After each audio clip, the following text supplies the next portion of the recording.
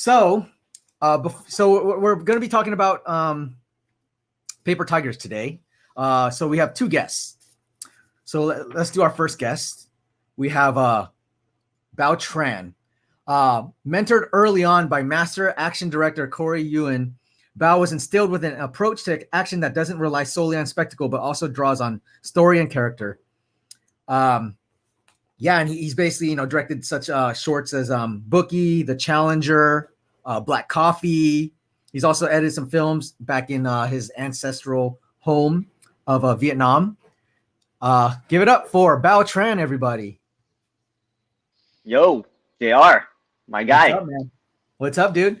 And then here's our other dude. Forget Bao. We're gonna talk about this guy. Moving on.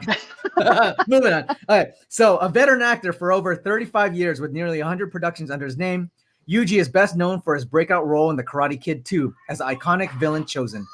Younger generations may know him from Disney hits such as Johnny Tsunami and Johnny Kapahala. Everyone, give it up for Yuji Okumoto. Hey. What's up? JR? Thanks for How you doing? Good. Thanks for coming. Wait, let me adjust your volume a little quick. Shout out SIPnJAM. Hello, everybody. Am I too loud? No, you're a little low, actually. Oh. Let me turn you up a little bit. Okay. To the back row, Yuji. To the back row. Yeah, to the back row. Cool. Awesome. So today we're going to talk about Paper Tigers. I know you guys have been really busy. I know you had your press day, I think, a couple days ago. And obviously, your theatrical and digital release is on May 7th. So there's a great time to talk about it. Thank you guys for taking some time to chat with us, and let's make this fun. Yeah. Well, cheers. Cool. Yes. Shot o'clock. Yeah, I heard shot o'clock. Cheers. Salute. Cheers. Tea works too. Cheers. Okay. Awesome. All right. So, I just kind of want to actually mention this really quickly. We're going to show the trailer somewhere later, but I just want to say that this movie, it's a lot of fun.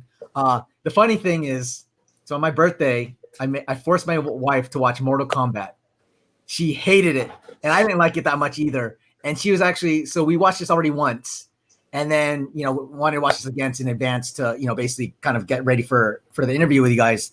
And she's like, yeah, I'd love to watch it again. She's like, she loved it, and it was a lot of fun. Like, it was a good mix between drama and comedy and your action. And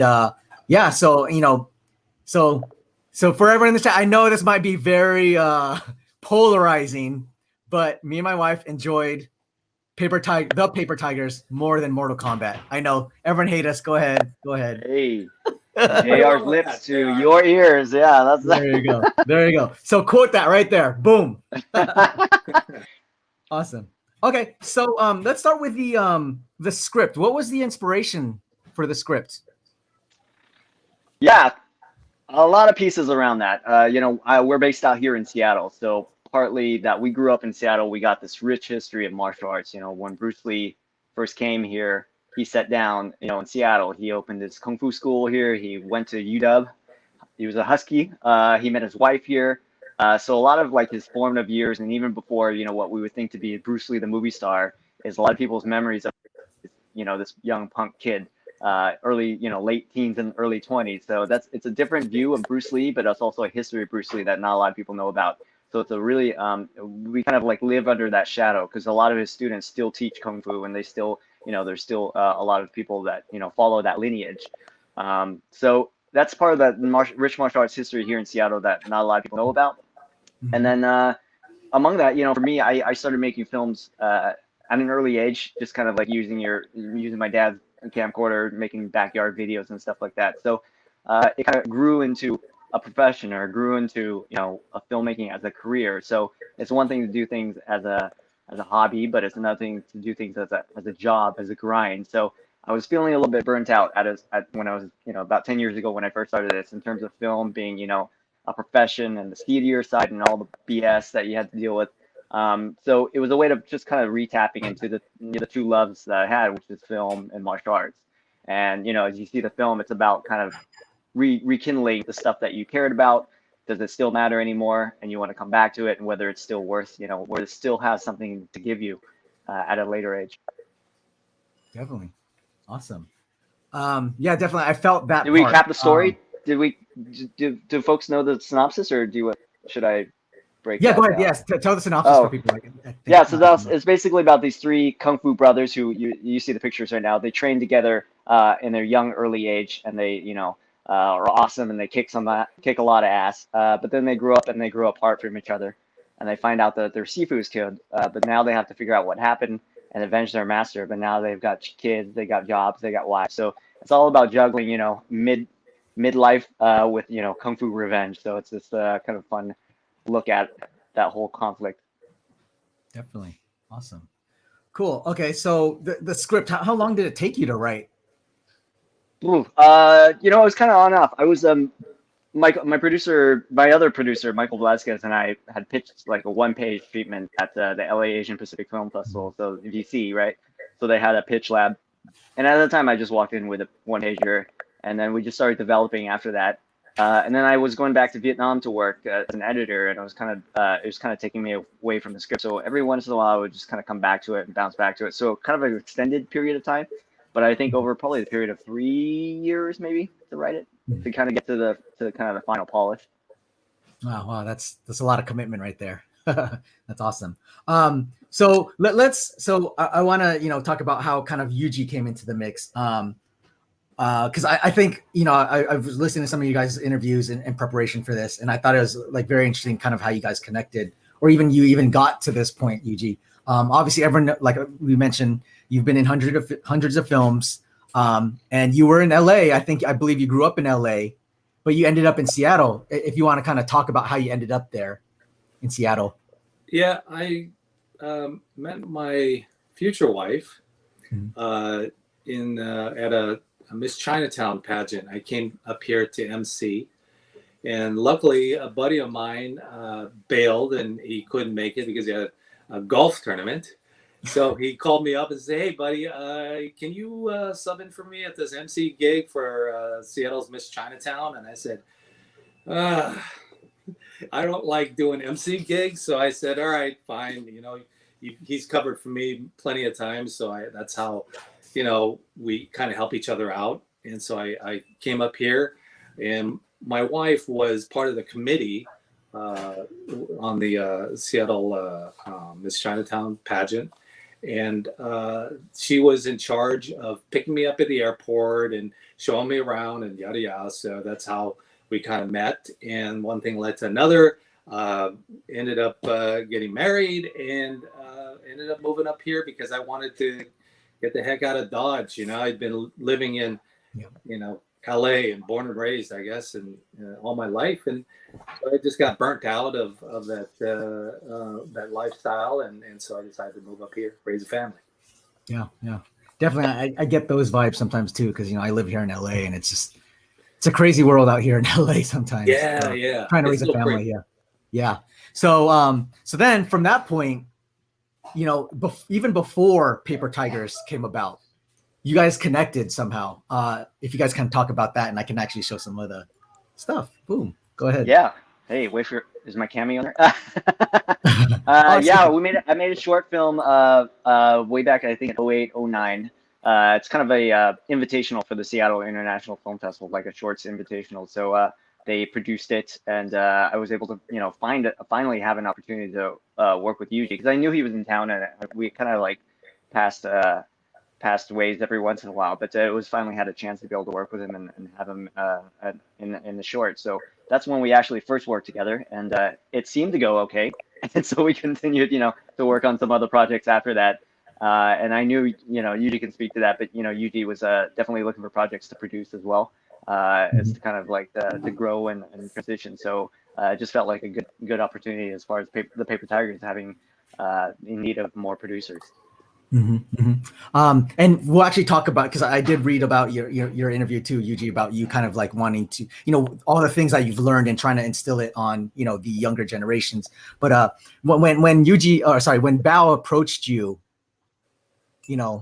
obviously you worked with them with Black Coffee and some other projects. Were you like, maybe, or were you just like, I would like a better words, but balls to the wall, like, let's do this, like after you read the script? Or Yeah, I think. Be honest. Just kidding. All right, no, I didn't want to do it. He made me, blackmailed me. It was a really sloppy cry. It was really just the begging was really embarrassing. Well, it was okay. But I got him. Catfish. So we had worked together, like you said, on Black Coffee, and I really enjoyed working with him as a director. I liked how he handled the set. He was never, quote unquote, a yeller or screamer on the set. He just always kept his cool, very even keeled, knew exactly what he wanted, and was really efficient. So I thought, yeah, it's nice to have that relationship before I jump into something like producing with somebody. So yeah, 6 years ago, I think it was, that he approached me, and he said he has a kung fu film that he wants to have me jump on and be one of the producers. I think Michael Velasquez and Alain Uy was already on. So yeah, I said, I know those guys. So I said, yeah, let's do this. And I was a huge fan of martial arts, and I love the script, this whole storyline. So I think the main reason, though, that I was really interested in this project was the minority aspect of it. There's not that many roles for Asian Americans out there, and not that many strong roles. And if I can be part of a film that can help kind of create good lead roles for minority actors, then that's a no-brainer for me. Definitely, totally agree. Awesome. And so, Bao, if you can tell me, I don't know if this is right or wrong, but the Challenger, was the Challenger kind of like a way to kind of like I guess get your name out there and try to get funding, or was it just an offshoot? And if you want to talk about the Challenger, the short film. Yeah. By the way, I think Elaine's in the chat, so shout out Alain. He's one of the leads in the film. So. Oh, awesome! What's up, Alain? Everyone bug him. What's up, Alain? Yeah. Shout out Alain. Shout out Alain. The Challenge is a kung fu short. It's basically a silent kung fu short with our action director Ken Kidgwa, who we worked with many times, and also talented Andy Lee of Martial Club, who's also in the feature. At that time, I think we were just trying to build a kind of I guess you would call it a proof of concept, or do something that can show that you can do things, or show that you can have the ability to make films. But also, we just wanted to kind of like do something. We were a little restless, because this was probably like year 4 into raising money of trying to get this film financed. So we just had to figure out how to do something and get something together, at least some type of visual, beyond the lookbook, and try to get to something. But also, we just wanted to create a really kick-ass fight short. And so it was also a way to kind of play with a lot of some of the effects that you'll see in the shirts. Danny has like kind of a slow-mo vision or a slow-mo perspective. So we were playing around with a lot of that and experimenting. So it was a great kind of a place to kind of like try it out on the short film. Awesome. Cool. Yeah, definitely everyone check out Challenger. I don't have the link, but it's out there. If someone can find it and post it, definitely check that out, because it was, when I saw it, I was like, oh, that's awesome, and it was great. And also the now I think you mentioned it too, right? The other guy is in the film as well. Yeah, Andy Lee is a really talented martial artist, former stunt, and he's you'll see in the film he's one of the punks in the film. So they rile up our 3 heroes in a crazy way. So. Oh yeah, there were some punks that indeed, definitely. Just wanted to punch him in the face so bad. And they all happen to be Vietnamese. Well, how about that, huh? Coincidence, okay. Or not? The Vietnamese connection. I know. Right? So obviously, so we talked about that, and then so getting the rest of the team together, right? Getting the other actors on board, like for instance, Alain Uy, Roger Yuan. How was that process? Yeah, it's funny. Like when it's a lot of sit around, hurry up and wait with filmmaking, and we're trying to raise money, and it took us 10 years to kind of get to where we are now. And then, but once you have the money, it's like go, because then now it's like you have dates on the schedule, and then you have to reach, and you have to figure out people's availability and so on.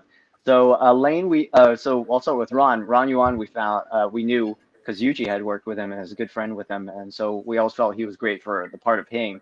So that we were able to have kind of Ron anchor that part. But for Danny and Jim, the other two parts, we didn't really have anybody like perfectly in mind.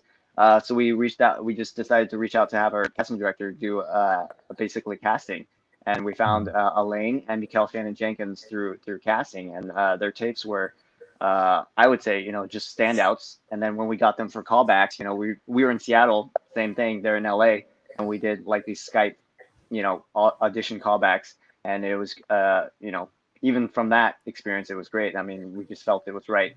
The question was like they all felt right, individually, but we see it as an ensemble piece. It's definitely a buddy flick. It's definitely like a musketeer thing. So it was a bit of a gamble, like to see like, well, how do the three of them actually, play together? They're all great, individually, but three great tastes. Do they taste great together? Yeah, definitely. Yeah, and right off the bat, you felt like they were like just connected. Thank you. Yeah, and that's a testament to their skill because they just met like 3-4 weeks before the shoot, and we had them meet basically at the rehearsal. I know Ron and Elaine had maybe worked on a project before, but in terms of just like really getting into it, like we just threw them into the deep end and just had them on rehearsals like 3 or 4 weeks before. Yeah, I think I'm gonna throw something in real quick.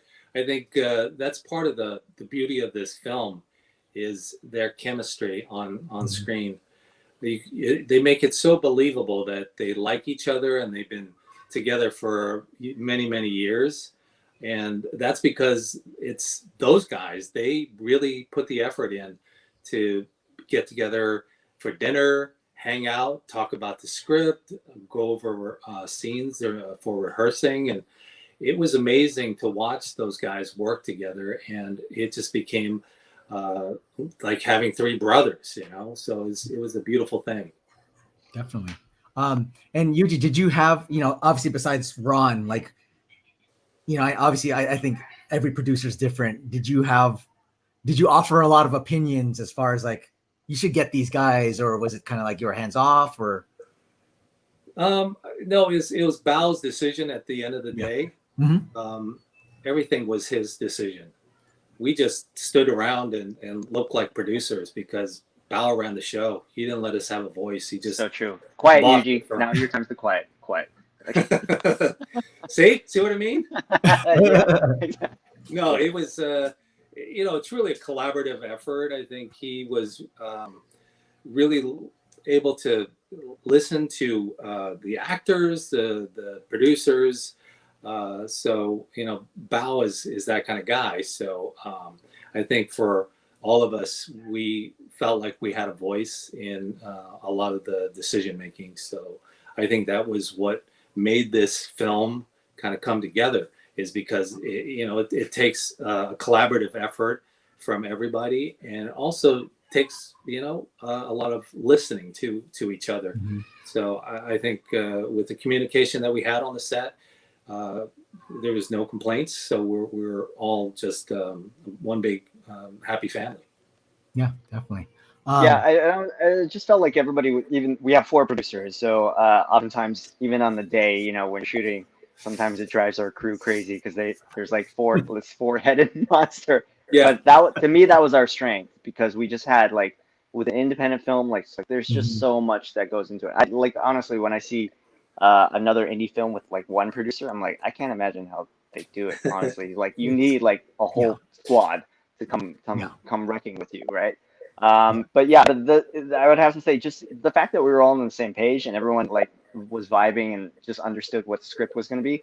Like I would say, I don't think we ever had like a major disagreement or anything. I think everybody talked it through. We discussed all the options and put it on the table. But I never felt like there was one holdout or one like completely felt very opposite in terms of what we ended up deciding to do. So I mean, that's just a testament to the guys, the producers on that, because it was just it was easy. It was easy to collaborate, because we just kind of knew what we were all aiming for. Yeah, and I think it goes to the crew too. We got to, do a big shout out to our wonderful crew. I look back on the last day of shooting from the rooftop, and we all sat in the garage for our last meal together. And I remember turning to one of the other producers and saying, "This is just amazing. Everybody just sitting at this long table, and it's almost like one big family." And I was just, it was getting a little emotional because, you know, we had gone through this long journey together, and it was just really a warm kind of feeling of that ohana that you get from the crew, from the cast, to everybody. So we were truly blessed to have the set that we did.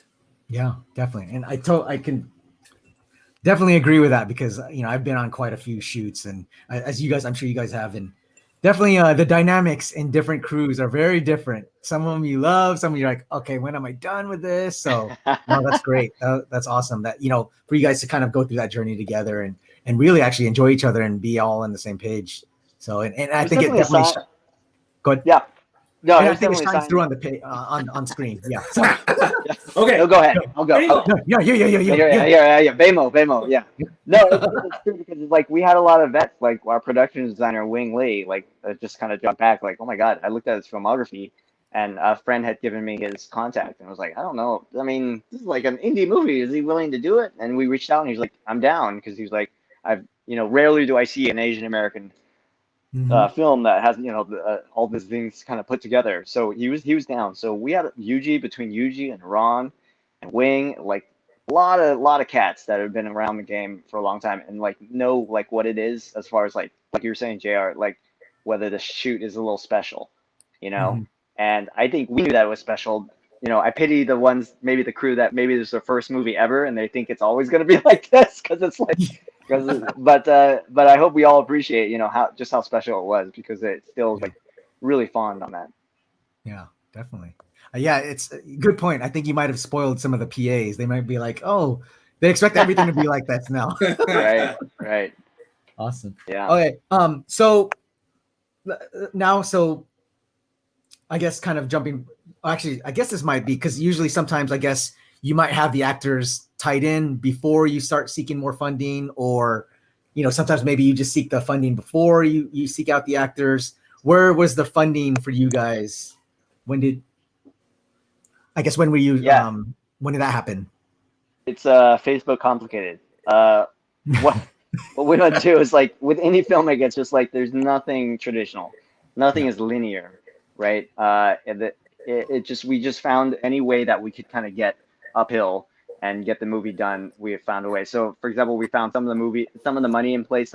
We had some investors that were already in, and we had some money, and we were just getting nowhere fast. So we decided to just shoot the first portion of the film. So with the first portion of the film, it's like the set in the 80s and 90s. It's where the tigers are growing up, you know, in their glory years, in their younger years. But we knew that was kind of a standalone portion of the script, you know, the first 10 pages. So we just decided to shoot it, which we called the prologue. And we shot it with the money we had in hand, hoping that we could parlay that to raise more money later. And, you know, it was very non-traditional, you know, it's like, you know, Boyhood in a lot of ways. We didn't know what the adult cast would look like. We just like cast for the best versions that we could for the younger portion and just commit and go for it. And then who knows, like maybe it was just a really expensive short film like this. But in a lot of ways, it kind of made us lock in, because now you gave a pound of flesh to shoot 10% of the movie. Now you gotta finish the rest. So in our minds, it kind of like put us out there a little bit more, and that's how we use that to go and do our Kickstarter. We fundraised with that footage. So we had, you know, the Sudarso brothers, Yoshi Sudarso, Peter Sudarso, and Guy De Silva. So, you know, all these really young, cool martial arts talents. And then that was able to kind of like get us to that next level to raise the rest. But, you know, in between, we had talked to actors. We had talked to like all these different potentials that we had for the cast, but nothing could be firm until you have dates. Like when you make a movie, like you can talk about it, but nothing's real until the money's in the bank and you have dates to offer them. So that's one thing. But even the thing that we were learning along the way, when we were talking to some potential cast, like I said, it's like an underdog story, you know. I'm going to spoil Rocky, but Rocky doesn't win. So it's similar to that, right? So yeah, right. It's similar to that where our hero isn't always like the guy that goes and kicks everybody's butt, right? So we had approached, you know, quite a few martial arts actors in that world, and you know, to be honest, they didn't get it. Like they were like this, but he loses. What a, you know, I'm supposed to win, you know. So there was a disconnect. So then we just knew that was an easy kind of moving on to go from that. And even like when we were pitching to raise money, you know, through the studio system, they wanted to change the cast to white people, right? So it's like they want to raise, you know, whitewash and race bend the cast. They love the story, but they want us to change this up. So it was just like there's nothing traditional, nothing linear about all of it. We just had all these irons in the fire to try to make the movie, whatever would get us forward. But we knew that doors were closing fast, and then we just like only the option in front of us was just kind of basically roll up our sleeves and do it ourselves. Yeah.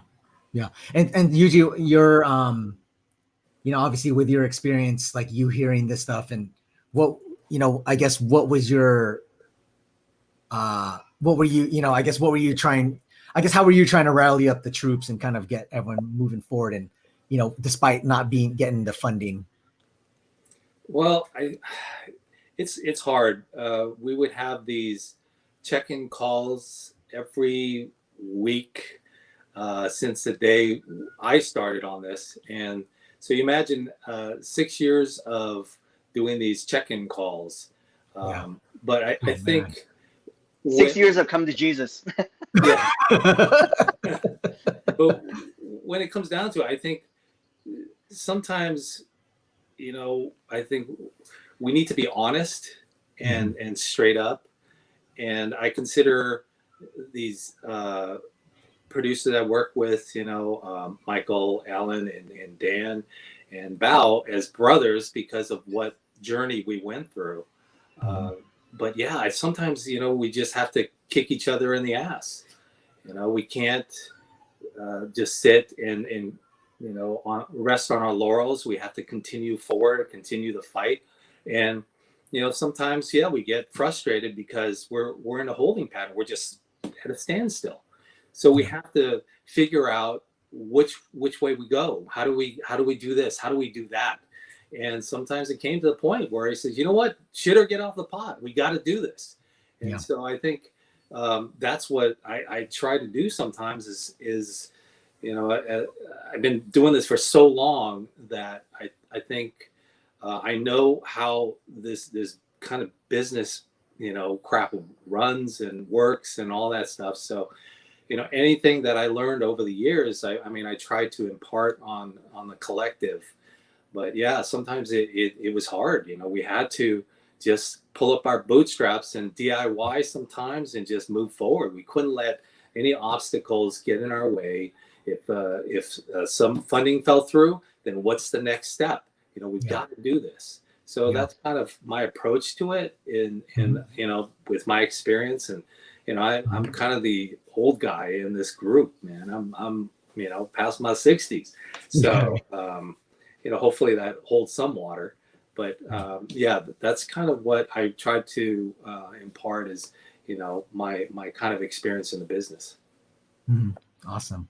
Yeah, I mean, Yuji, in that sense, like he was really that senpai in that sense. Like he just helped us hold down the fort because, you know, when you're trying to find financing and pitching, like there's a lot of noise and a lot of BS that's out there. So I mean, part of the things that's interesting, it's easy for us to kind of like talk about the film, maybe because all the trauma is done. Like, now that the film is done and we're but in the middle of it, like we really was like, how do you make something out of nothing? It really is. You have to will it into existence. And I don't know, there's no real advice other than you can't quit because, you know, I share this because I hope, you know, this could be a bit of encouragement, but I hope people are kind of like realistic about what it takes to kind of do something like this is that when we were going about, like, it's not just 10 years of grinding, it's also 10 years of listening to a lot of free advice from people who don't have skin in the game. True. So it's very like, true. And then to buy their time, you have to listen to them wax on and wax off about like, you know, this is what you should do with your movie and blah, blah, blah. It's like, okay, cool. Are you going to help us? Well, no, not really. But it's like, okay, well, okay, cool. Thanks. So it's also 10 years of that, right? It's not just, it's not like what we like is a clean no. I think what we've learned, like if you Yeah. pitch or you talk to someone, just say like, oh, not for me. Cool. That's Yeah. cool. But there's ones that just keep dragging on, and they're like, would you be willing to do this or that? I mean, one, that Yuji and the other team like to mention, like, we got a note where it's like, well, if you just get Bruce Willis, we could fund your movie. It's like, yeah, cool. It's like, okay, that's great. But that's not, I don't think you read the script, but that's cool. So it's a lot of that. It's like it's just, the grind is a lot of putting up your head against the wall on things like that. So really, Bruce Willis was a real suggestion. Yeah. Wow. I guess he's looking for something right now, right? He was. I mean, I like dude. Die Hard is one of my favorite movies. Like, it's nothing on Bruce Willis, but it's just the way the game is built. Is they want white stars that have established box office so that you can parlay. It's like, yeah, okay. At that point, why get a script? Like, just get the talent, right? And that's the way you can see how movies are made. It's like at a certain point. So definitely. Before I forget about this, this is great. There's a comment from Jirokazu. When does a movie about the journey of making this movie come out? Because 10 years. We got a lot of doc material. Yeah. There you go. Someone start cutting it right now. Yeah. Cool. Awesome. So now, obviously the Kickstarter, and you're able to get a couple independent financiers. The shooting time. So, but before we get into that, I saw Ron talking about how Bao, you're telling him to gain weight a little bit to kind of look a little out of shape. Yeah. That was true? Yes. So in another case of indie film, like, we didn't know our cast, like I was saying, until 4 weeks, before. So in our minds, we're like, okay, the three tigers, have dad bods. Just what does that look like? Typically rice belly. Our uncles got rice bellies and all that. So it's that kind of like that would be a fun visual. But we didn't know, who our cast was officially until we had Alain and we had Ron and Mykel. So obviously that character is meant to be fit. Alain came in, but Alain is very slender and very slim. Mm-hmm. So it kind of like put us in we had to change different gears, because like that's also a form of, not being in shape, just like losing muscle mass, someone that you knew was yoked at one time, but, suddenly just kind of lost all that muscle mass. So that's another form of out of shape.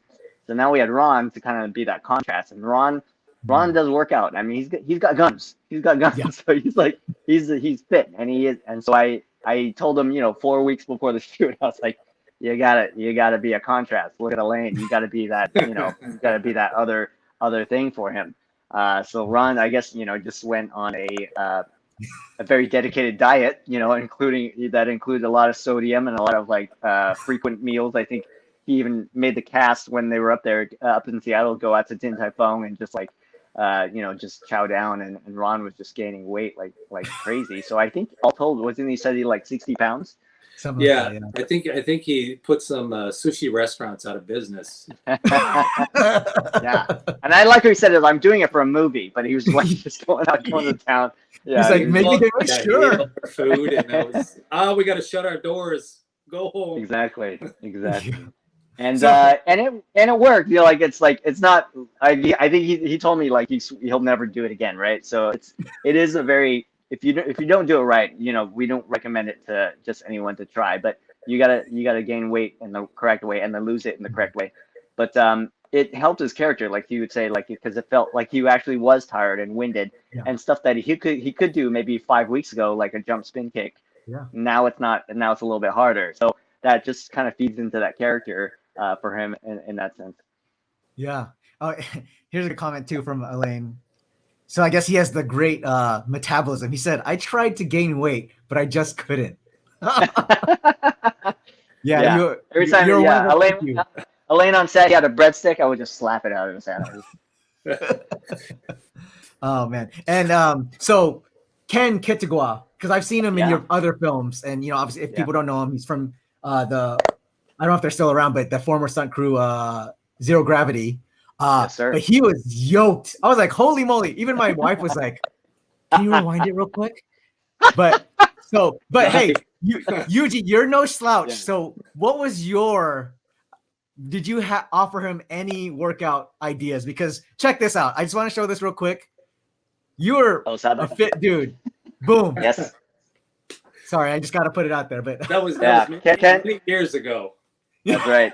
Yeah. Ken's a marriage breaker, man. I'll tell you what. Like, your experience is not unique. We've heard a lot of people where the plus ones, the ladies, were just like more interested in the movie than the guys that first clicked onto it. So yeah. I was lucky to have a 4-pack. He had a 10-pack.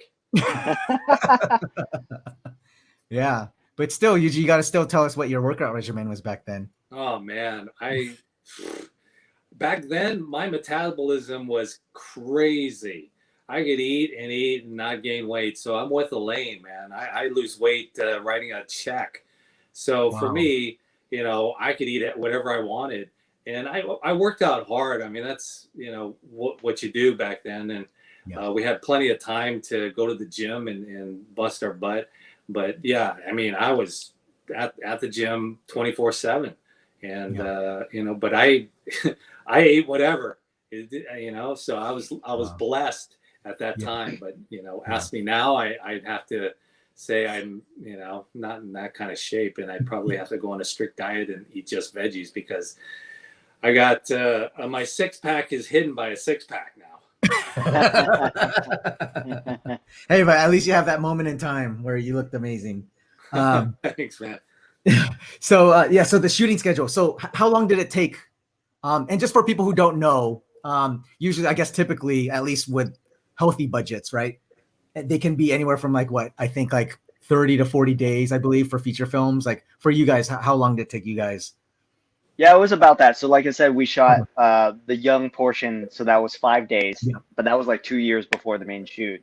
And then we shot the rest of the movie in about 28 or 29 days. And for people who don't know, it's usually like a 12-hour schedule, but we were always over. You're welcome. You're welcome, Yuji. we were over like every day, because also like there's my head is coming back. Yeah, a lot of that trauma coming back, and that's how you lose weight. Just think back on how we were going overtime. But a lot of things have to give, because it's like an indie film, number one, and the resources are low. But also it's an action movie, and you have to have a certain amount of time that kind of like builds up into it. So it made for like just a really ambitious shoot, and I think that was going back to what we were talking about, when we were raising money, like we kind of knew the budget of what we thought we could make it for. But, we would also kind of like self-check and go, well, could you make it cheaper? Can you cut the days? Because usually when you cut days, that's the most significant way to cut a budget, right? Yeah. So if you cut days, that's the easiest way to kind of like, well, we have X amount of money. If you cut days, we could do it now if you agree to it. But, it never works out that way, because it's all very theoretical at a certain point. But yeah, I mean, even with the budget and the schedule that we kind of like agreed upon, it was still really ambitious. So there was going to be some give, that whole fast, cheaper, good principle, pick two. So it's like, unfortunately, or, it had to be the time. So, but I think just given the actors the space to be able to do those things and improv and try those things, like that was really important to me as well.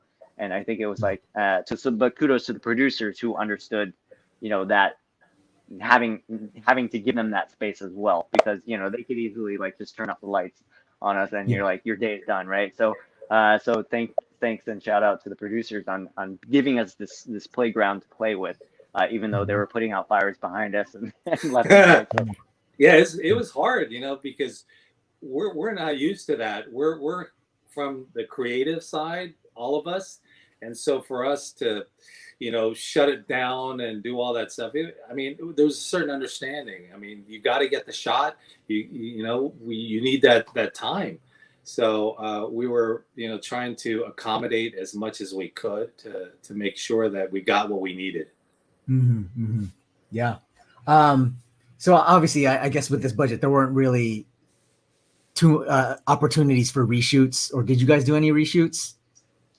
Well, yeah, that's the kind of the challenge. So I think for me, because I worked as an editor and I kind of have a lot of that as the background. So it really, really saved my butt just being on the day and figuring out like the things that you need, what's the bare essentials, and just making sure you get all the pieces, because with an independent film, like, you can't come back. Most likely you cannot come back, right? Because it's just the way you're asking someone for a location to borrow for a weekend. So it's all ephemeral. So it's not like a studio. You just come back and pay, like, for a reshoot. You do blue screens or green screens, and you can pick it all up later.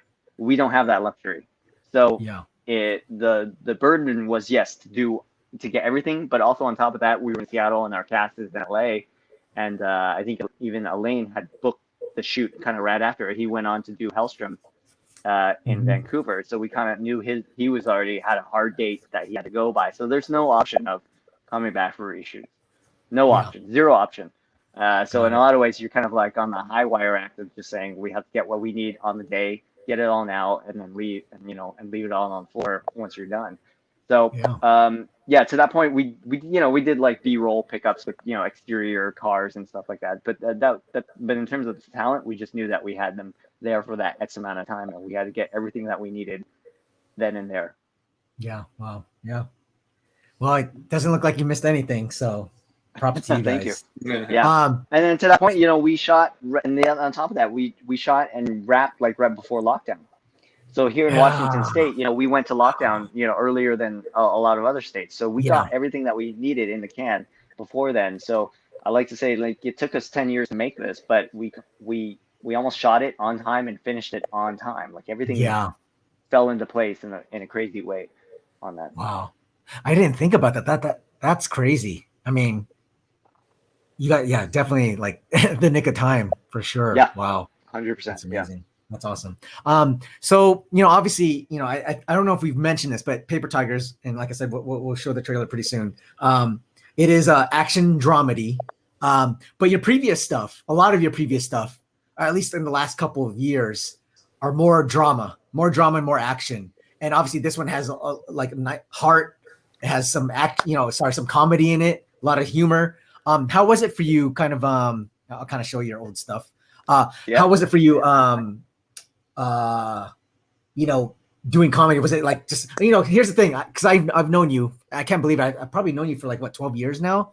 Time flies. But you are a funny dude. But all your stuff was always seemed serious. And how was it, I guess, kind of directing like comedy, and how was that? Obviously it's very different from doing, dramas and stuff like that. I mean, for me, I'm kind of like all over the place. Like, I grew up watching, Stephen Chow and Jackie Chan and Jet Li, like at home video, Chinatown video stores, and then going out and watching Spielberg and James Cameron. So like my movie diet is so like all over the place. So I always like enjoy, whatever I love movies, right? It just comes down to that. So whether it's drama or comic, like it always felt the same to me as long as it felt like a story was going on. So, I don't know. I guess it was just maybe because I was doing a lot more straight laced stuff with the shorts. Like, I wanted like to do something a little bit more humorous. So maybe that was the timing to kind of have that outlet. And I can, in Hollywood, or when you're only referenced with what you previously done, right? So I think maybe that was a stumbling block for a lot of people if they haven't seen me do comedy, or they haven't seen like that humor. But in other ways, it's just at the end of the day, it's what the story needs, and I'm here to serve the story, right? So if it's serious or a little more drama, then that's the job that you have to do. So same with the movie, there's different moods and tones throughout the movie, and it's just at that moment, are you going to be honest to it? Is it funny? Then be funny. If it's more straight laced and serious, then be serious. So I don't know what it is. I never really felt. I know it's a complex thing, but it's like I never felt that kind of like the genre kind of shackles, Like for me, my favorite filmmakers are like Billy Wilder. Like his versatility is to me his craft. That he could do film noir, he could do slapstick comedy, he could do war movies, he could do like all these. He just could do it. To me, that to me is skill. That's kung fu, right? Is to just like drop down and just tell the story as it needs. So it's a little bit hard thing for like the industry to kind of like wrap their head around you know what I'm saying? But for me, it's just like I just kind of go to what interests me, on that. Yeah, awesome, cool. So we're gonna show the trailer real quick, and then we'll do a couple other questions, and then we'll probably wrap it up. So stand by, everyone. Everyone, check this out. So this is Paper Tigers. Let me pull it up real quick. 2, 3. No more challenges. Kung Fu without honor. It's just fighting. 3 tigers, baby.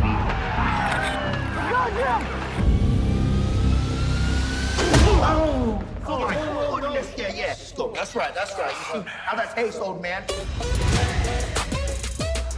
Dad, Yeah, buddy. do you know any Kung Fu? I'm retired.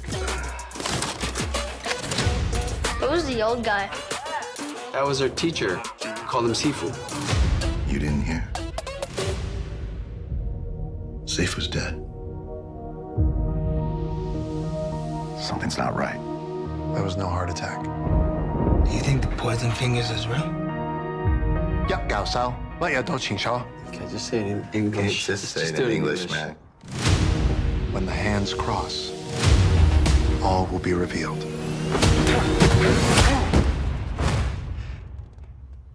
Did he hit me? No, it's just a glance. Man. fine, You got this. It's fine. Okay, look, Sifu could have set anyone off. Time catches up to some people. Like you, the great 3 tigers. We all swore together that we would defend the weak. Out there is a very, very bad man. Where can we find this guy? Okay, go. Go. I know. Hold on. What are you doing a 3-point turn? Just Yuan. 3 tigers back again. Does everything have to be a fight with you? We might be a disgrace. But Sifu had only 3 disciples. I swear to be loyal to my brothers. To the very day I die.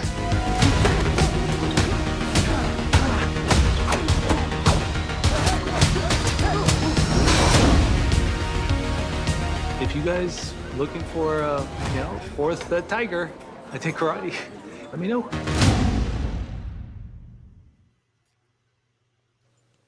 Awesome. Love it. Yeah, it's just so funny just seeing the trailer again. I was like, oh yeah, that part is hilarious. That part's hilarious. So it was great. Yeah, everyone throw ones in the chat if you guys want to look. Definitely want to check it out. And cool. So I want to touch upon your. You kind of did touch upon it. Your film influences, but did you have any other film influences? Any martial art influences, and if any of them influenced Paper Tigers? In particular? Yeah, I mean, like, the standards, obviously, Jackie Chan and Jet Li and Sammo Hung and Corey Yuen, obviously. So, those are all kind of part of that hodgepodge in terms of what we were inspired by. Just also the style of filmmaking, which is Hong Kong, like kind of that classic Hong Kong filmmaking is a little bit different from American style. So we just kind of like wanted to follow that Asian form, But I guess overall, like I looked at, Shaun of the Dead as far as being an example of what they did for zombie movies. We wanted to do that for Kung Fu movies and all that. So, yeah, I don't know. It's kind of a whole hodgepodge. Like, I thought of this as a Kung Fu Big Chill, in terms of like these old folk coming back together and, rekindling what they had lost before. So thematically, it has all these different inspirations all over the place. Taika Waititi's work is really inspiring just in general. I wouldn't say it's like 1-to-1, but just seeing that him doing comedy and drama so well, like with Jojo Rabbit, like it was just kind of a masterpiece, and just showing us that it could be done. Just appreciating like how hard it is, that thread of comedy and drama. I know the word dramedy, there's also that. So it's like, it's a really hard balancing act, and it doesn't come overnight because we have to kind of like balance. Sometimes we had really great jokes that we had to kind of rein back just because it was just like, it just felt a little off. Or then sometimes we had really dramatic moments that it felt like it was pulling it a little bit off. So, and shout out to our editor, Chris Christensen, as far as like trying to make sure everything kind of threads the needle on that, because it's a really hard thing to do. And I'm glad to hear it, all the reactions and feedbacks that it seems to be working for people, because that's a testament to Chris's hard work. Yeah, definitely. Awesome. So now we'll talk about Seattle Pride. There's a lot of Seattle. Pride. So obviously there's a lot. This was shot in Seattle, as a lot of your films are shot in Seattle. The Seattle, the music, the soundtrack. There's a lot of Seattle artists in here. You have Prometheus Brown, Kid Sensation, Sir Mix-a-Lot, Tangerine, The Bar. You have a Viet group in there, Hazard Click, I believe, right? Yeah. Out of Vietnam. Yeah. So yeah, if you kind of want to touch upon like why you chose to shoot in Seattle, I'm pretty sure I know why, and then why you wanted to have a Seattle artist. Yeah, so I mean, obviously we're hometown people, so we got a lot of love for Seattle. When we were shooting, possibly looking at LA or any other location, it just never felt right because because we're doing an independent level. Like there's certain costs that you might have to pay for as a service where you can get it as a favor, with your peeps, right? So I think that's what it really came down to be able to shoot in Seattle. With people that we knew. It's 3 o'clock in the morning, everything hits the fan, you need someone to, to answer the phone right away. Well, because we were in Seattle, we knew homies that we could call, and figure out and help us fix it for the next day. You can't do that, in a city that you don't know, or you can't do that in a place that you're not connected to. It's more of a service, more of a job to everyone. Do you know what I'm saying? Like it's a different dynamic, it's a different vibe. So, shout out to the Seattle Film Office and just be able to our community. Like we shot all around in Chinatown International District, and the mom and pop restaurants would come out and bring us snacks. And a hood famous bakery, Gio's wife is the chef there. It's like they came out and just gave us all these free snacks and goodies for the cast and crew. So I mean, it was really that hometown vibe that was really important. And I mentioned the whole kind of martial arts history of Seattle. So of course we got the Mach 5 Kung Fu Club, gave us a lot of the gear, like you see the Kung Fu school. They gave us a dummy to use and all those little pennants and pictures, like all those little knickknacks that kind of make a Kung Fu school, a real Kung Fu school. Like that was a testament to them. So thanks and shout out to them. And I guess just growing up, because it's an autobiographical tribute in a lot of ways, just growing up here in Seattle. For me, the hip hop, and shout out to Nasty Nest, right? KCMU Rap Attacks, like that program I heard like in the early 90s, just that was my Sunday jam. So the whole hip hop world with Kid Sensation Mix-a-Lot, even just breaking, the history of breaking and battling here, Chaos, Massive Monkeys, Boss, these are all like crews that were up here at that time, is kind of similar to this idea of dojo busting. You had your crew and we had our crew, like who's better, and you b-boy battle, or you cypher, you battle, whatever, or kung fu battle, actually, like with fists and feet, so that whole kind of vibe of just like competing and being young and being swag, all that is just like all built into that. So it's all testament to also Seattle, but just all of that youth culture, whether it be martial arts or hip hop or whatever, it's all that same vibe. No, that's awesome. That makes a lot of sense. Definitely after watching the film and you describing all that, definitely some nostalgia there for sure. That's awesome. And so Yuji, are you now, do you have Seattle pride now, or are you still home love for LA? You've been there for a while, so. Yeah, I've been here since 2001, somewhere around there. So it's been a good solid 20 years. I'm sorry, I'm still, an LA Raider fan. I call them LA Raiders. LA Raiders? Whoa, hold on, what? I can't change. It's not Oakland, it's LA Raiders. It's not Vegas Raiders, it's LA, But I'm a Laker fan, diehard, and I'm LA all the way. But at the same time, I've come to really love this city. I think it has a lot to offer. It's a lot of character and a lot of wonderful people. Because I own 2 restaurants up here in Seattle, and our customer base, I mean, they've just been so supportive when, going through this pandemic and we had to kind of, tail back our business and just do to go. But I tell you, man, those customers of ours have really stepped up and kept us afloat. So for me, this has become my second home, and I really enjoy it here, and I couldn't think of any place else better to be. Yeah, awesome. Okay, so yeah, right there I put the link for Yuji's kitchen, or sorry, Yuji's restaurant in there. So definitely everyone, I think a lot of people already know about it, but definitely check it out. Yeah. Cool. Yeah, oh sorry, I was also mentioning the whole community aspect too, like what you're mentioning. That's really cool. Like it's not only is like this labor of love, you know, it's like definitely it felt like the community came together and kind of supported you guys. So I think that's really awesome, you know, with the film and everything. Let's see. Yeah, well, Okay. So now, yeah, just to expand on that, I mean, Seattle is just so unique because you had, you know, our history has been so blended, you know, with early JA immigrants and also Filipino workers, you know, in the 40s and 50s, even the whole Chinese, you know, we had that's actually an interesting movie in itself. Like there was a whole like Chinese exclusion riot that kind of like happened in the turn of the century up here in Seattle. So there's like a really deep history, but also new immigrant vibes as well. So it's just Seattle's like a really unique town. If anyone hasn't been there, or been here, just come through and see about us. But like Seattle has just a really different thing. Maybe just because there was like a port city or anything. But I think that kind of informs into kind of our multicultural vibe, where it's like everybody celebrates their history, but we also can vibe together. You know, it never feels like it leans heavily towards, you know, any particular, you know, Asiatic country, you know.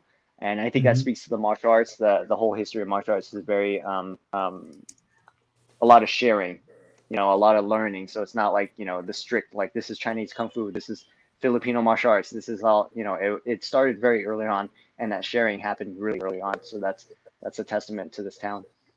Yeah, definitely. Yeah, so I've been to Seattle, but it was quite a while back, and I loved it there. Definitely, kind of reminded me of SF a little bit, San Francisco a little bit. Yeah. And, yeah. Hopefully, after all this is over, I have a lot of places to visit, but definitely Seattle. Is on the list. we got a whole hang bucket out. list going on. Yeah, hell yeah. Yeah. So usually let's talk about now. We can talk a little bit more about you know the producing aspect for you. You know, because maybe not a lot of people knew about that. You know, obviously you have a lot of long list of films under your name. You know, as an actor, but producing, like when did you start getting into that, and when, you know, and I think you kind of alluded to it, but what do you enjoy about it? Absolutely nothing.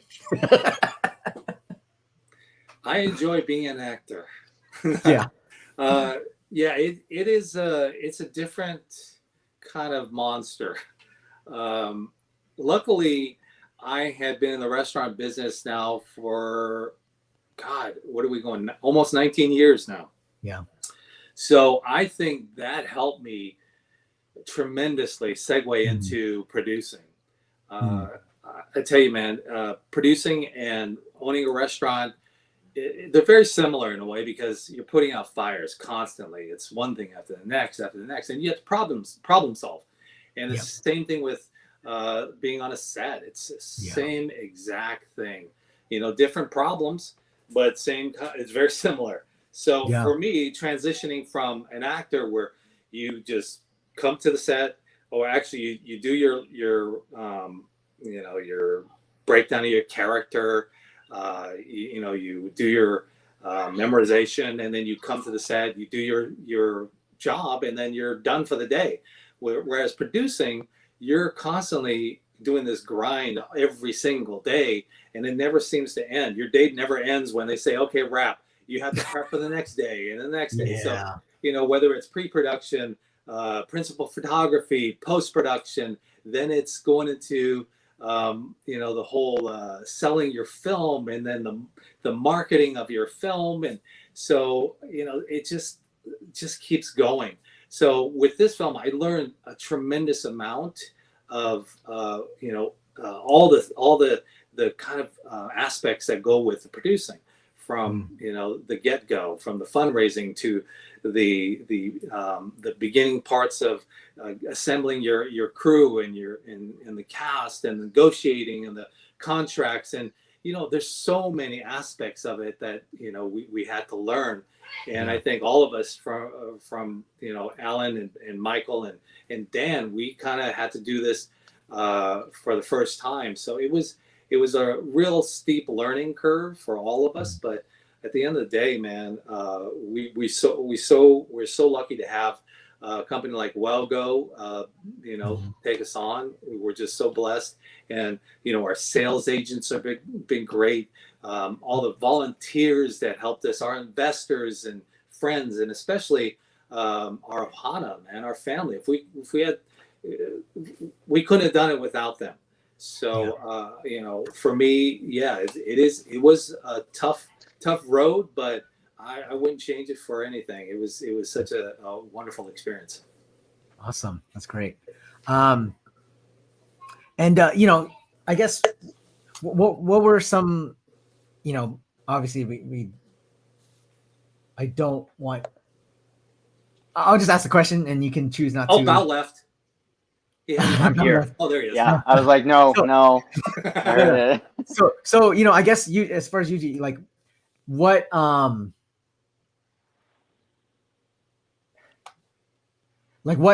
things did you learn, I guess, in your years in the industry that you felt kind of applied towards this, or like, I guess, what negative things have you experienced that you're like, oh, this is exactly what's happening here in Paper Tigers, maybe during the fundraising process that you're like, yeah,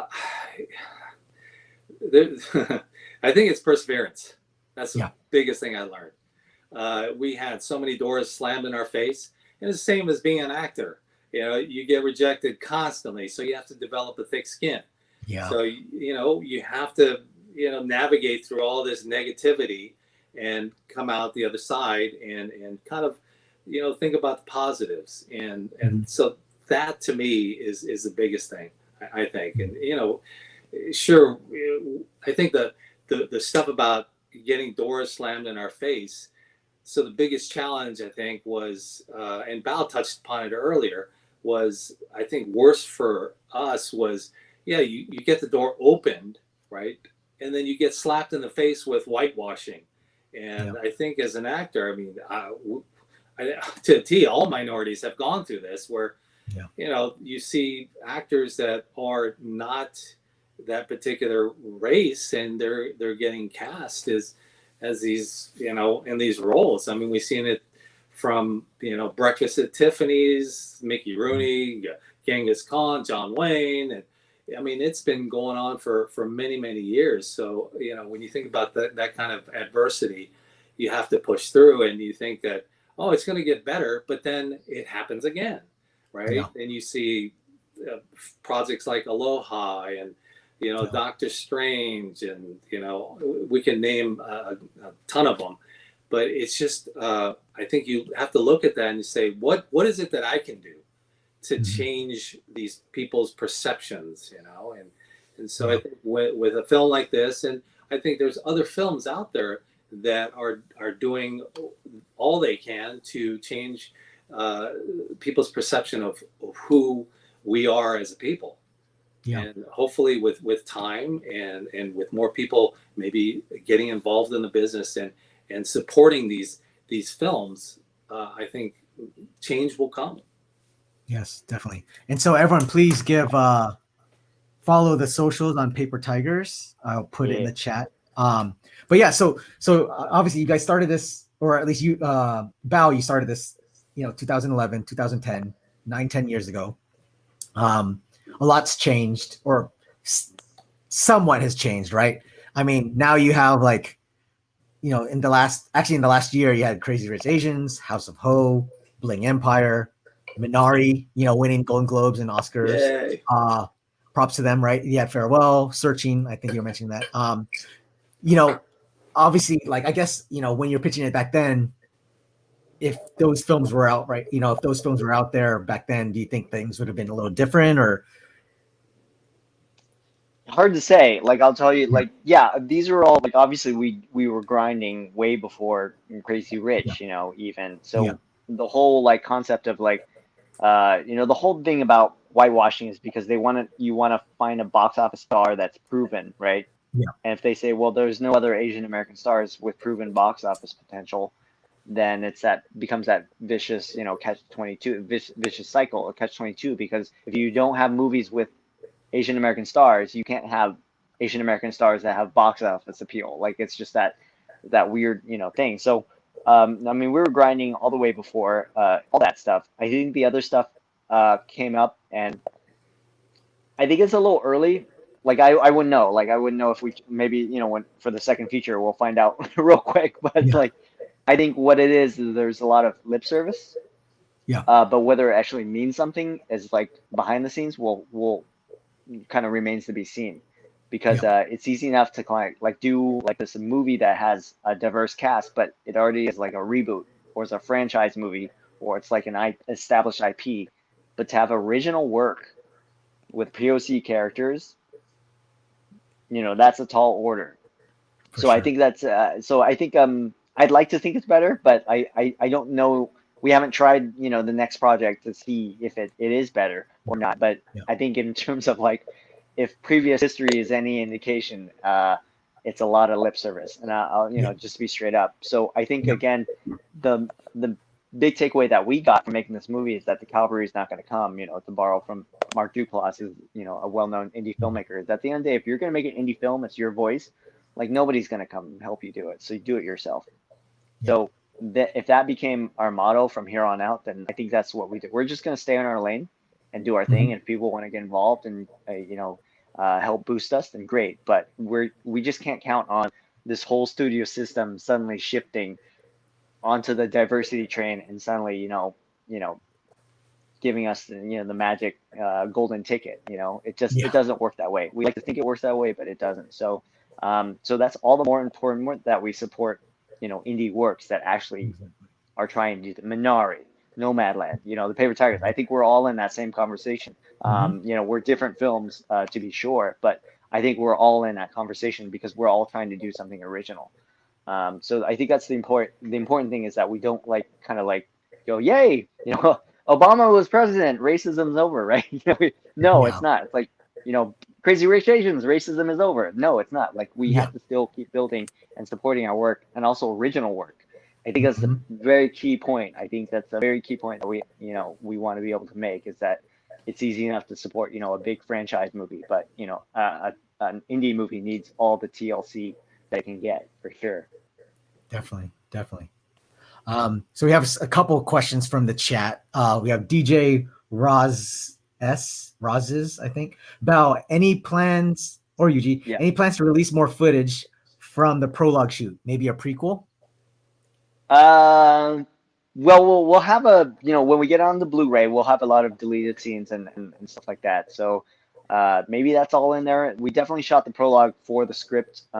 There's all this, there definitely is a lot of material, but the art of editing is giving you, the least amount with the biggest punch, right? So I think that's a hard point. Like, we have footage, but in terms of the impact that we make, it's like artistically that the choice we made was we're giving you the best of, for sure. Yeah, for sure.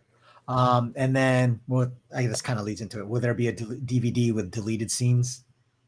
Yeah, we'll have we have behind the scenes and deleted scenes and all those goodies on once we eventually get out on Blu-ray. If we do well in theatrical, people will want to get a Blu-ray, but the key point is, we have this May 7th release. So again, like an indie movie, like we can't like just like, oh, I'll just catch it later. Like our life depends on each week by week, whether we're in the theater and longer, like everything depends on like the current performance. So please don't look at it, as a big movie, right? Like you'll catch it later. Like if you get a chance to catch it, please catch it. Just go watch it, talk about it, share it. And like that's all it is, because I think that's we just don't have that machine behind it. Exactly. So that's one thing people should know. Definitely opening weekend and the weekends after are very, very key and important. So that's why we put it in there in the chat. Definitely try to check it out if you can. If you haven't seen it, just reserve a ticket again. Support them. Friday, May 7th. You don't have to go. Just buy a ticket. Yeah, just buy a ticket. I even saw that. I guess you're saying that you can even just reserve a theater for like $149. I was like, oh, that's not too bad. It's a good I deal. might just do that for you. It's a great deal. I mean, just to pull the veil back, like Cinemark has been really supportive for us. Right now, the industry obviously is kind of like topsy-turvy, and with all these we call it day and date releases, which is when movies go to streaming and to theaters at the same time. So like Wonder Woman and Mulan follow that business model, but because we're day and date, so we're in 70 theaters, so if it's anybody anywhere near you and you feel comfortable, please go. We made this for watching this in the theaters. That's the way, we always envisioned it. But if you're not comfortable, or if you're not, up to it, or it's not in your area, then we have VOD. So we'll be on all the kind of standard rental platforms. So go do that. That's fine. Like, just go see the movie and talk about it. But the thing with Cinemark is, like, they roll with us. Like, they're fine with the day and date, and they want to support us big time. So Cinemark has that kind of private screening opportunity. So if you wanted to, I think, was it up to 20 people? Yeah, You 20 can book your own screen for like $150 and just have your own pod, your own trusted circle. Go see the movie on a big screen. So yeah, you definitely can't beat the price. I mean, when you break it down, Great it's price. like $750 per person. It's really a great price. It's crazy. That's I was like, wait, is this right? Yeah. That's awesome. Cool. So like I said, everyone go watch it. Definitely check it out. We're gonna wrap up pretty soon, but I just want to ask you guys if I know we're kind of pressed for time, but are you guys okay? Like, if we do a little, I did mention it to your PR person, and I know you guys were up for it, but I don't know if you guys are pressed for time because we're already at like 100-hour and 15 to do a little trivia thing. I'm 4 shot plus in, so let's do this. You only get one chance. Really easy. I hope so. Okay. Yeah. Really easy. Okay, here we go. All right. So let's do. Yeah, we'll do this one because I think it's kind of funny. You should know this, Yuji. We're gonna do Karate Kid 2 trivia. Okay. All right. So the winner of this will get a little certificate that says Karate Kid 2 trivia champion. Woo!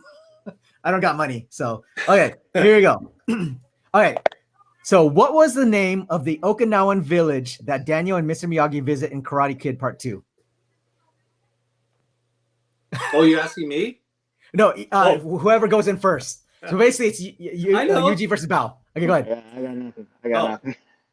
Oh, it's me versus Bao? Yes. Oh, okay. Tomi Village. Yes. There you go. Boom. All right. 1-0. Come on, Bao. Here we go. That was... The facade. Ask me trivia about my movies. Jeez, come on. That's like. I should have done that next time. Yeah. The facade for the downtown Naha electronics store is the same one used in what popular film from the 80s?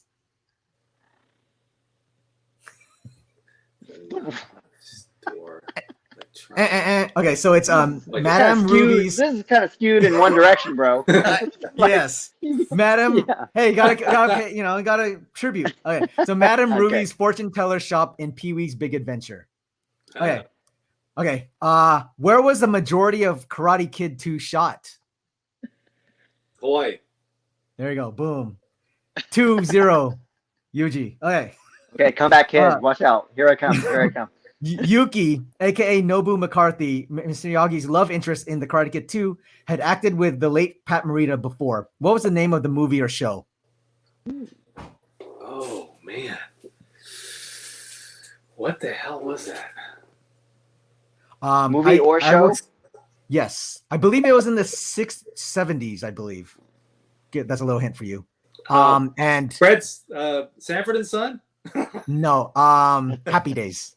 Oh, Happy Days. Oh. Yeah. There you go. Wait, what did he do?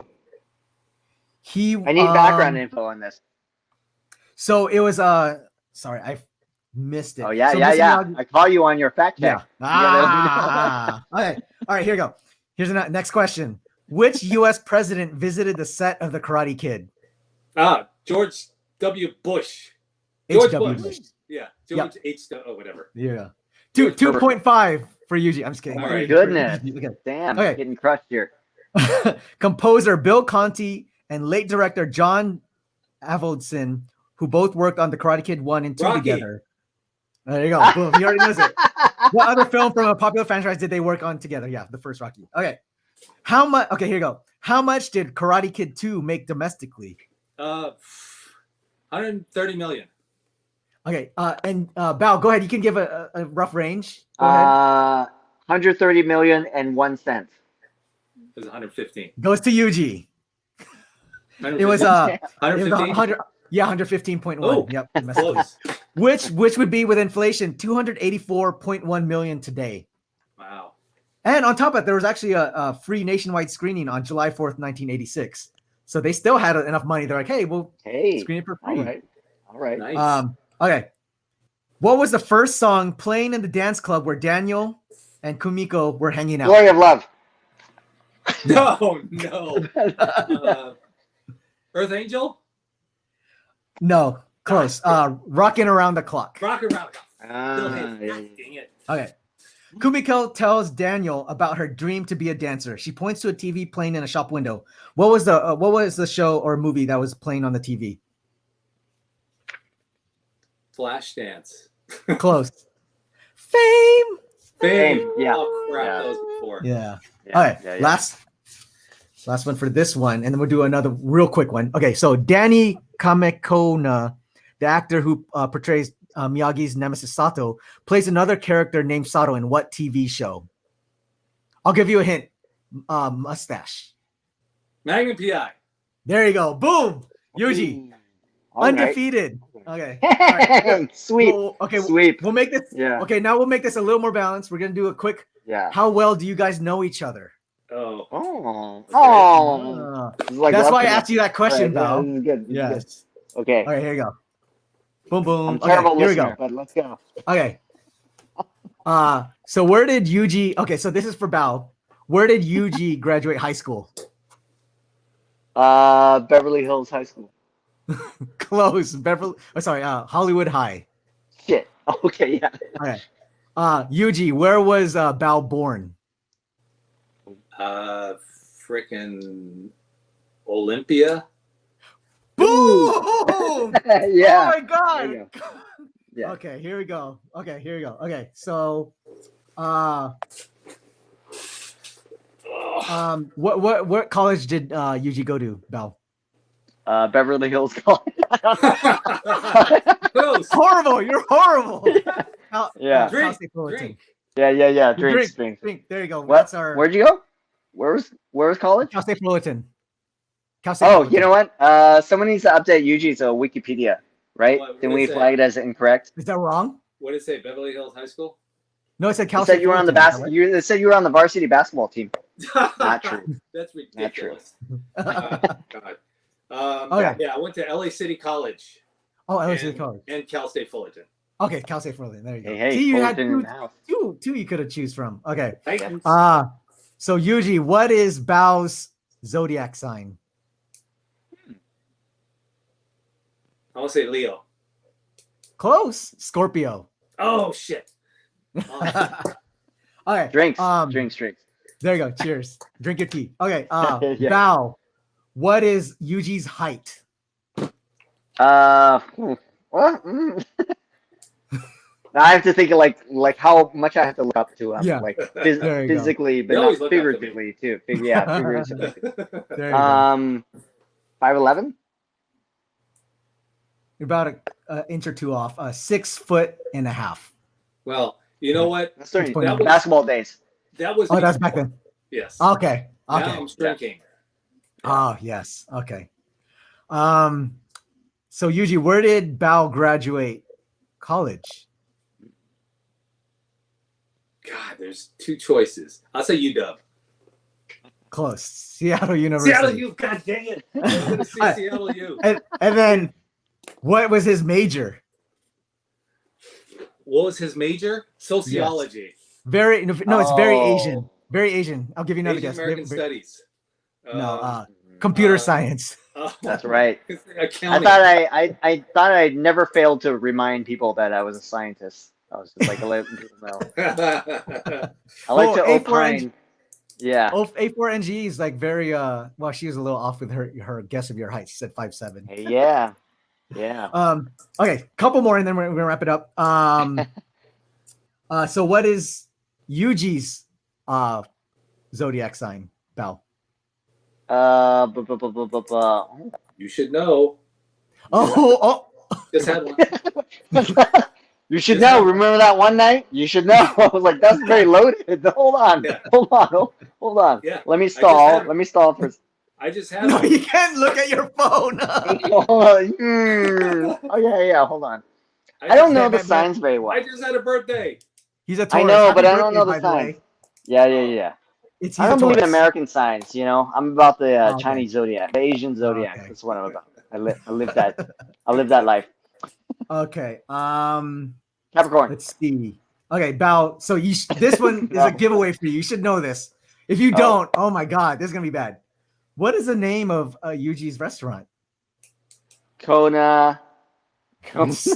I kill you.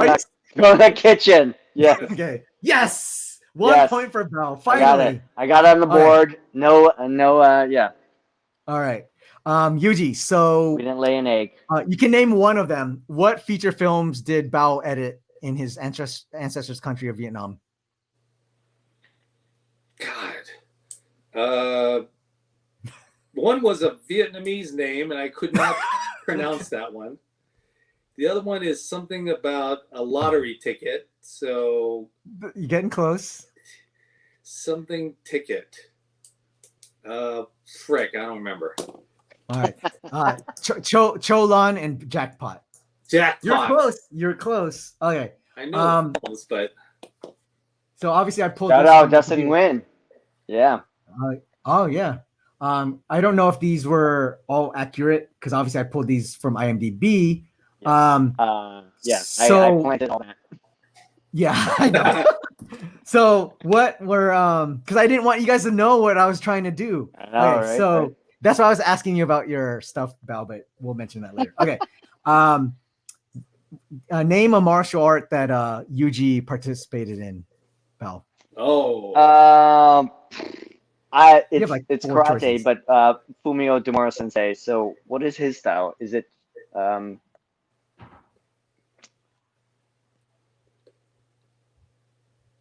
it's a very specific, yeah. Gosh. So they're sorry, I can't pronounce them properly. Shotokan, Kajukenbo, and Judo. Yeah, and Yao Kung Moon. Right? Southern Style Kung Fu. Right. Yao Kung Moon, yeah. Yep. But it's awesome. It's not Shotokan, it's Chito-ryu. Oh, Chito-ryu. Okay. Yeah, okay. Chito-ryu. Chito-ryu is not Shito-ryu, right? That's different. No.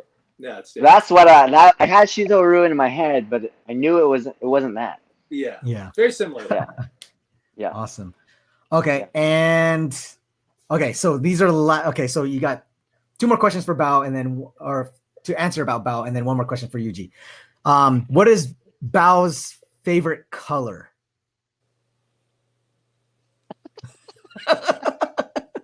We're clearly not an eHarmony match. Let's establish that. We're not. It's okay. We're clearly not. You guys are work relationship, but not incompatible. Yeah. Yeah.